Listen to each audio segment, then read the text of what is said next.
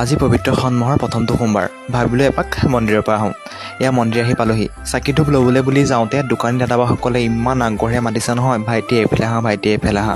লগত গৈছিলে বা দুজনী, তেওঁলোকক ক'লোঁ তোমালোক তালৈ যোৱা আৰু মই ইয়াৰ পৰাই ধূপ চাকি লওঁ। এয়া ধূপ চাকি লৈ মই মন্দিৰলৈ বুলি সোমাই গ'লোঁ।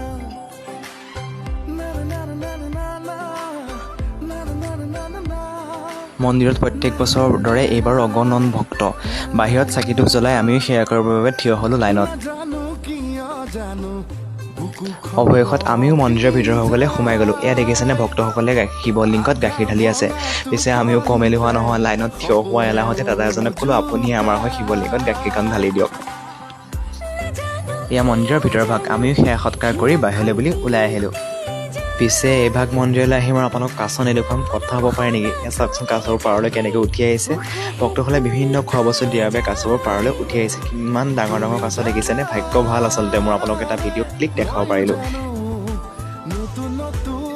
ভিডিঅ'টো স্কিপ নকৰাকৈ যদি আপুনি চাই আছে নিশ্চয় গম পাইছে ক'ৰ মন্দিৰ হ'ল। এয়া হ'ল নাগশংকৰ মন্দিৰ। জামুগুৰিহাট পাৰ হৈ নাগশংকৰ যিখন ঠাই তাৰ মন্দিৰ নাগশংকৰ শিৱ মন্দিৰ।